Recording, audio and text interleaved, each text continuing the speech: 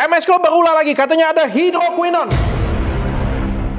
Ada beberapa laporan akhir-akhir ini yang masuk ke DM saya, katanya, "Dok, coba cek lagi dok, MS Glow dok. Katanya ada hidroquinone di dalamnya, ada zat berbahaya dalamnya, yang kalau dilepas nih mukanya jadi beruntus banget." Nah, isu tersebut sebenarnya itu ada dari 2 tahun yang lalu kali ya, ketika semua dokter SPKK berbicara, ya pada waktu itu aku mengasumsikan bahwa itu MS Glow sih, bahwa semuanya breakout, ada hidroquinone di dalamnya, isu yang meresahkan banget, dan dari dulu saya pengen mengecek kembali MS Glow. Nah, bagi kalian semua, banyak banget di kalian semua yang bilang, "Dok, balik lagi dong, review skincare dong." Sebenarnya aku agak trauma ya, dan butuh waktu yang cukup panjang untuk mengembalikan trauma saya. Bagaimanapun juga, aku pernah review dengan kerasnya banget, berusaha jujur dengan masyarakat Indonesia, dengan negeri ini, kasih edukasi yang terbaik. Tapi apa yang terjadi? Ya, at the end of the day, aku pernah dipenjara walaupun 1 kali 24 jam, dan aku pernah dinyatakan bahwa tidak bersalah, bahkan semua status tersangka aku semuanya dihilangkan, barang bukti dikembalikan semuanya, tapi aku mengalami kayak goncangan mental yang luar biasa, kayak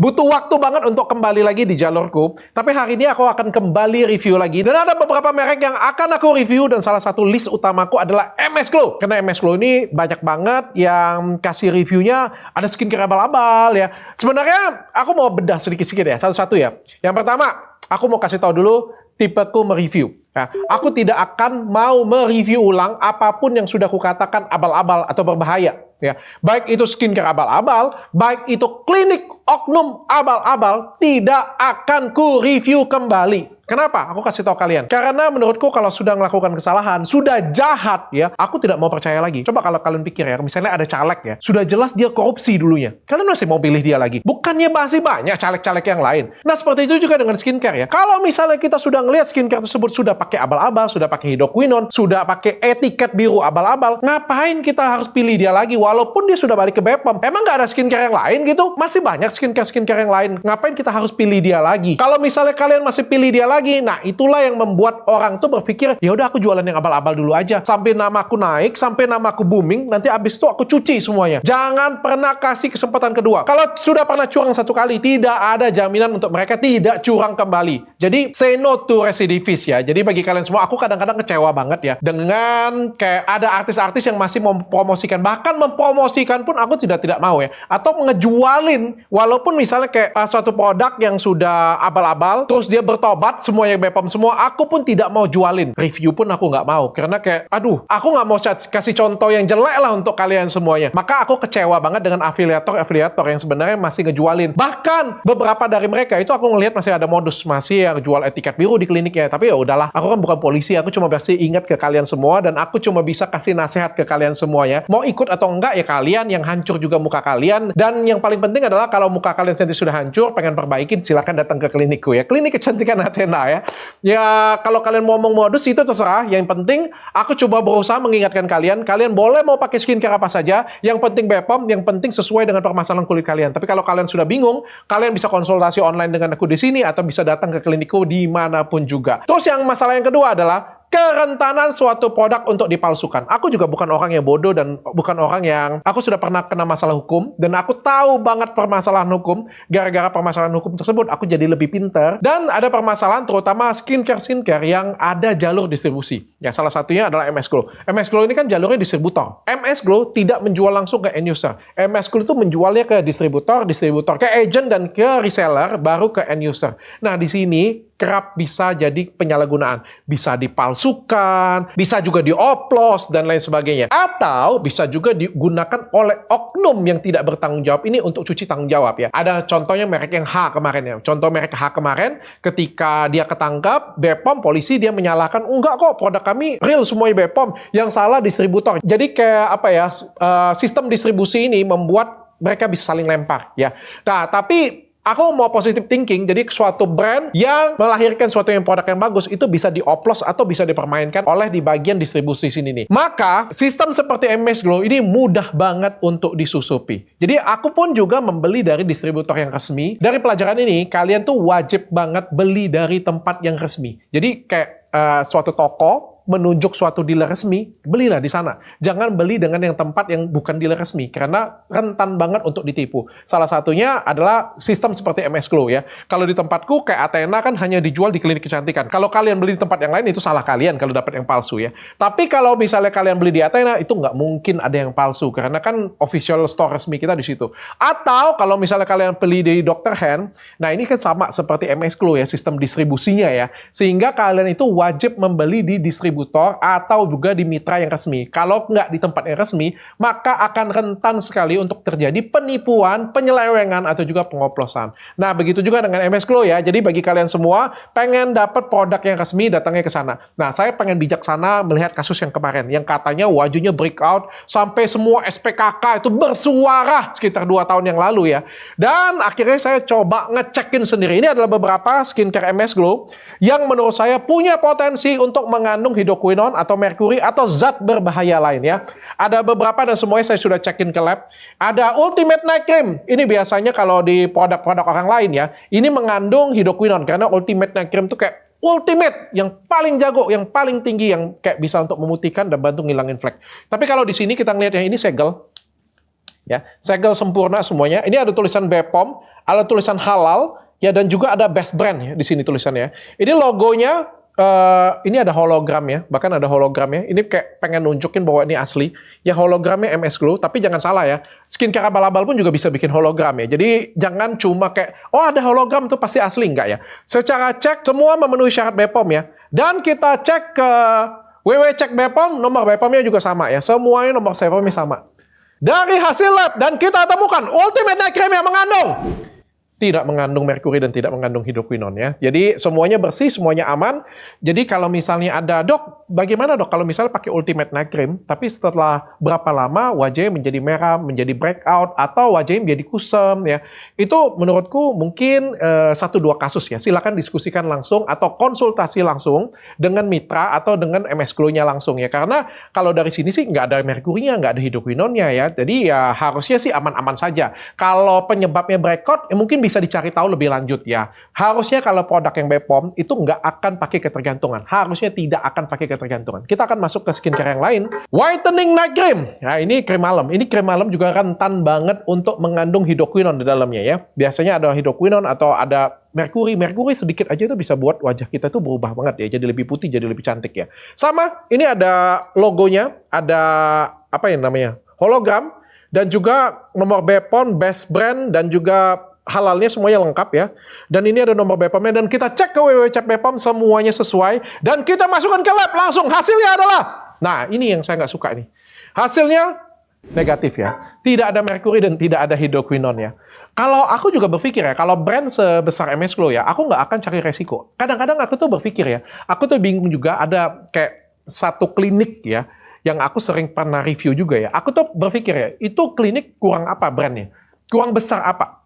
Sama besarnya seperti Athena kalau menurut gue. Dan aku tuh nggak paham kenapa dia rela mengorbankan brandnya yang besar untuk memberikan hidroquinone ke sana. Kayak nggak worth it nggak sih? Aku nggak tahu ya kejernya apa. Kayak nggak pede. Aku ngerasa tuh kayak nggak pede dengan kualitas produknya mereka. Kalau mereka yakin dan pede dengan kualitas produk mereka, ya kenapa nggak pakai yang BPOM aja? Artinya kalau dia pakai etiket biru, pakai hidroquinone dalamnya, artinya kan dia nggak pede. Nggak pede dengan kualitas yang BPOM yang ada di dalamnya. Kalau nggak pede, kenapa harus kita pilih? Dia aja nggak pede dengan punya dia. Kenapa kita harus pilih punya dia? Ya kalau aku nggak pakai hidroquinone sama sekali. Dan aku pede semua ingredientku tuh bagus. Bahkan aku pede jualan 1.800.000. Skincare termahal di Indonesia. Aku pede banget. Kenapa? Karena aku percaya diri ingredient semua di dalamnya itu adalah ingredient terbaik semuanya. Sekali lagi, kalau misalnya dia pakai hidroquinone di sana, artinya dia nggak pede. Kalau dia aja nggak pede dengan ingredient dia, kenapa kita harus pilih?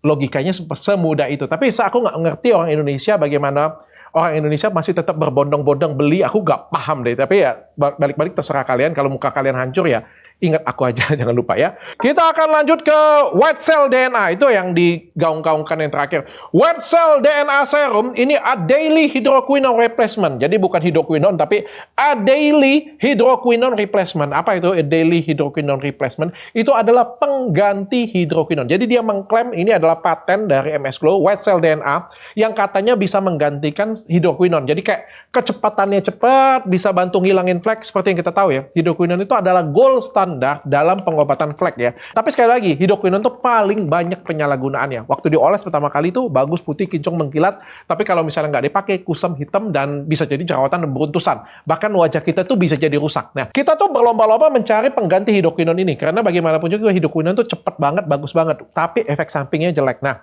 ada beberapa yang namanya hidroquinone replacement. Jadi kayak menggantikan hidroquinone, tapi lebih baik dan lebih aman. Nah, white cell DNA ini menurut MS Glow itu bisa menggantikan hidroquinone. Artinya cepat, tapi nggak ada efek samping. Ya, saya untuk mencoba, ini semua review saya tidak coba ya. Untuk mencoba, saya butuh waktu yang lebih panjang, tapi saya tidak mau coba, karena menurut saya itu relatif sesuai dengan permasalahan kulit masing-masing. Ada, bukan cocok-cocokan kalau kita ngomongnya, tapi sesuai dengan permasalahan kulit masing-masing. Kalau kamu pengen makan KFC, aku kasih KFC itu namanya cocok. Kalau kamu pengen makan KFC, aku kasih mie, itu namanya tidak cocok. Bukan nggak cocok karena cocok-cocokan, tapi kamu maunya apa, aku kasihnya apa. Ya, contohnya kayak gitu. Kalau kamu demam, aku kasih obat sakit kaki, ya nggak akan cocok. Karena masalah kamu demam, dikasih obat sakit kaki, kan nggak cocok.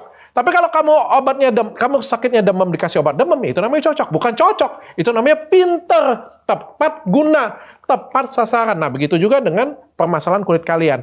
Makanya aku bilang, konsultasi itu lebih penting daripada skincare-nya. Sekali lagi ya, konsultasi lebih penting daripada skincare-nya. Waduh, aku sudah lama banget gak ngomong kayak gini punya ya. Kayak sudah lama banget aku nggak kasih edukasi selurus ini untuk kalian semua. Apa aku balik lagi ya? Tapi viewersnya suka jelek. Enak-enakan podcast aja. Dan juga nggak di penjara kalau ngomong podcast ya. Tapi kalau ini di penjara bisa ya. Kita langsung masuk lagi sini. Ini diformulasi oleh di US ya. Jadi diformulasi di US dan ini sudah ada patensinya, ada patensi resminya. Di sini kita ngelihat sudah BPOM, sudah halal, ada hotline-nya juga dan semuanya ini. Aku mau buka ini. Ya, karena ini adalah kayak produk andalan dia yang baru. Ini level DNA. Ini bentuknya apa ya? Tapi sudah aku masukin ke lab ini. Oh, bentuknya serum kayak gini punya. Kita mau cobain ya. Oke. Oh, warnanya kuning. Oke, wanginya jeruk kayak gitu ya. Oke, kita masukin ke cek BPOM dan hasilnya nomor BPOM-nya sama ya. Jadi nomor BPOM-nya semuanya sama. Itu konsumen yang cerdas ya. Konsumen yang cerdas bukan ngelihat BPOM, tapi cocokkan dengan nomor BPOM-nya. Dan kita masukkan ke hasil lab. Dan hasil lab yang mengandung hidroquinone tidak ada. Ya, dan merkuri juga tidak ada. Jadi aman. Kalau masalah hidroquinone replacement, menurut saya ini harus diadu dengan jurnal. Tapi saya yakin kalau mereka sudah ngeklaim ini hidroquinone replacement, pasti ada beberapa jurnal yang mendukung ini ya. Tapi aku sendiri belum lihat jurnalnya dan belum mempelajari jurnalnya. Kita mau lihat apalagi ini ada beberapa yang berpotensi mengandung hidroquinone. Jangan senang dulu ya, MS Glow ya. Masih bisa ada beberapa produk lain yang bisa mengandung hidroquinone. Acne spot nggak mungkin. Acne spot itu nggak bisa sembuh dengan hidroquinone ya. Lifting serum nggak mungkin juga. Kalau mau ngencengin kulit itu nggak mungkin ada hidroquinone ya. Ini juga dia pakai liposome, kojic acid, aloe vera, actosome, nggak mungkin. Kalau luminous glowing serum, nah ini mungkin ya. Dark spot serum dan luminous glowing serum masih ada kemungkinan. Dark spot serum ini yang paling sering juga ada hidroquinone. Karena apa? Penggunaan hidroquinone yang benar itu adalah memang ditotol cuma di fleknya doang dan dipakai di malam hari jangka waktunya tertentu. Jadi ini bisa jadi mengandung hidroquinone di dalamnya ya.